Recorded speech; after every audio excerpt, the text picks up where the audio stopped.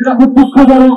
বাংলাদেশ রাষ্ট্রের যে উন্নয়নের গল্প আমরা গত 16 বছর ধরে জাতিবাদের আমলে শুনেছি, এই রাষ্ট্রটাকে সিঙ্গাপুর হয়ে গেছে, এই রাষ্ট্রটাকে কানাডা এবং মালয়েশিয়ার মতো হয়ে গেছে, এই রাষ্ট্রটাকে সুইজারল্যান্ডের মতো উন্নত হয়ে গেছে। তাহলে ঠিক একই সময়ে এই উন্নয়নের গল্পচারিত যে পরিসংখ্যান রিপোর্ট, যেটা জাতিবাদের আমলে করা হয়েছিল, তাহলে আমার রাষ্ট্রের একটা বিভাগ কেন উগান্ডার মতো, হাইতির মতো, ইয়েমেনের মতো দরিদ্র পীড়িত অঞ্চলে পরিণত হয়ে গেছে? এইটা তো ডেভেলপমেন্টের যে ন্যারেটিভ, উন্নয়নের যে গল্প কথা বলে আমরা শুনেছি গত 16-17 বছরের এই হাসিনার ফাঁসিবাদে আমলে, তার সেই গল্পের সাথে মিলছে না। আমরা বারবার দেখার চেষ্টা করেছি, একই সাথে বলছি এটা মধ্যকার প্রশ্ন, এটা জাতীয় রাজনীতিতে কোন বিভাগীয় রাজনীতির প্রশ্ন না। এটা হচ্ছে বাংলাদেশের অন্যান্য বিভাগের সাথে ন্যায্যতার ভিত্তিতে, ইনসাফের ভিত্তিতে সেই ডেভেলপমেন্ট ওয়ার্ক হচ্ছে। প্রত্যেকটা বিভাগ এবং তার অঞ্চলের মানুষকে ন্যায্যতা এবং সমতার ভিত্তিতে কিভাবে দরিদ্র সীমা থেকে উঠিয়ে নিয়ে আসা যায়, কিভাবে নাগরিক আকারে বাংলাদেশ রাষ্ট্রের কোটি কোটি মানুষকে তার জীবনকে আরামদায়ক করা যায়, এটাই হচ্ছে বাংলাদেশ রাষ্ট্রের, বাংলাদেশ দিনের গণ অভ্যুত্থানের কথা। অন্তর্বর্তীকালীন সরকারকে মনে করিয়ে দিচ্ছি, গণ অভ্যুত্থানের 2024কে ভুলে যাবেন না। আপনাদেরকে 1400 শহীদের রক্তের কথা মনে করিয়ে দিচ্ছি, আপনাদেরকে 24,000 প্রতিবন্ধী মুক্তিযোদ্ধার কথা মনে করিয়ে দিচ্ছি, আপনাদেরকে গণ অভ্যুত্থানের 600 চোখ হারিয়ে দেওয়া বিপ্লবীদের কথা মনে করিয়ে দিচ্ছি। তাদের রক্তের উপরে দাঁড়িয়ে আপনারা ক্ষমতা এসছেন, ভুলে যাবেন না।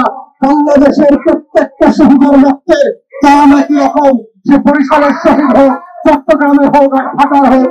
আমরা জেনেছি বরিশাল বিভাগের 37-এর উপরে শহীদ হয়েছে গত 24-এর গণ অভ্যুত্থানে, যারা বিভিন্ন জেলায় ঢাকা সহ চট্টগ্রাম সহ আন্দোলন করার অবস্থায় শহীদ হয়েছে।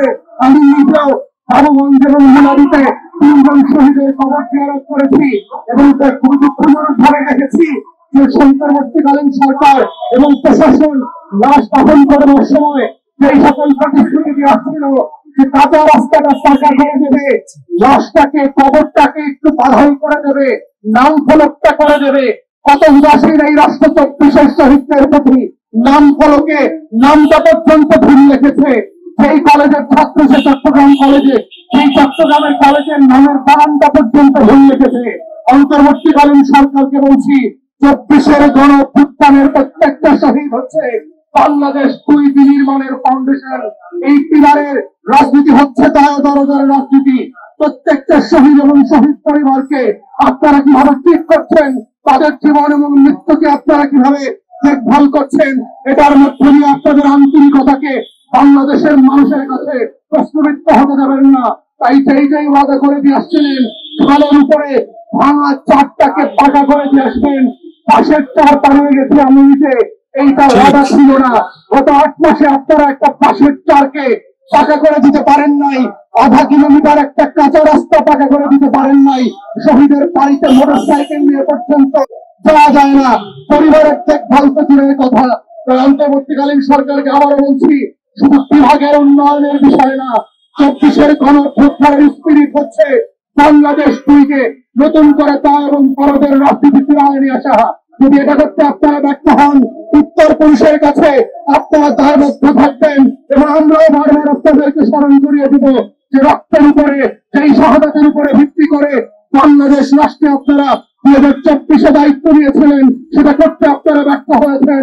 শুধু 16 বছরের ফাঁসিবাদী আমলকে আমরা শুধু সমালোচনা করবো না, দায় দরদের রাজনীতি হচ্ছে আপনাদের ভালো কাজের প্রশংসা যেমন করব, সমর্থন যেমন করব, আপনাদের ব্যর্থতার সমালোচনা আমরা করব।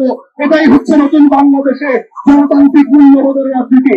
দেশবাসী, আপনারা জেনেছেন বরিশাল বিভাগের দারিদ্রতার দুরবস্থার কথা, এবং আমরা ওখানকার যারা স্টেক হোল্ডার আছি তাদের সাথে কথা বলে জেনেছি কোন কোন বিষয়গুলোকে যদি কাজে লাগানো যায়, কোন কোন ডেভেলপমেন্ট প্রজেক্ট গুলোকে হাতে নিতে পারলে বাংলাদেশ রাষ্ট্রে এই দরিদ্রতম বিভাগ আবার ঘুরে দাঁড়াবে।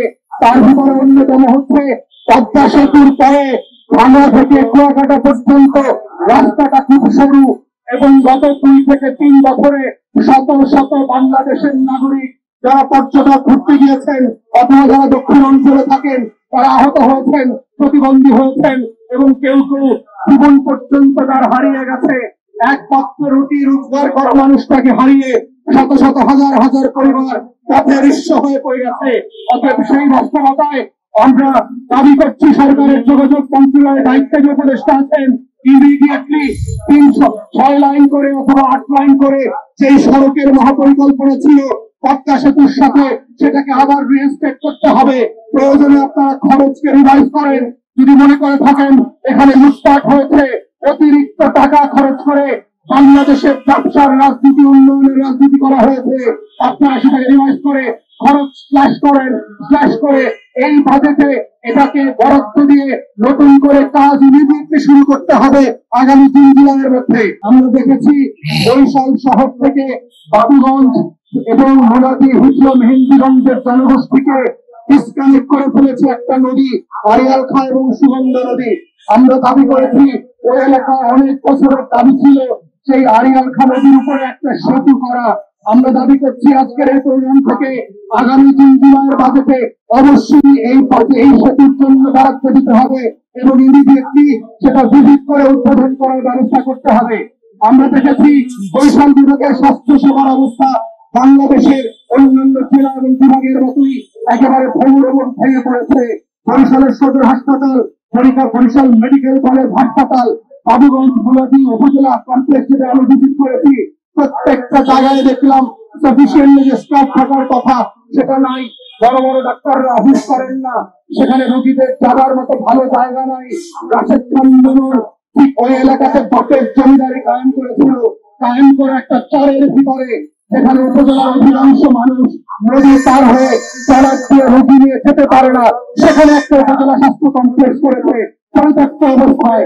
ওই ইউনিয়নের অর্ধেক মানুষ ওই এলাকার ওই চরের ভিতরের হাসপাতালে অ্যাক্সেস করতে পারে না।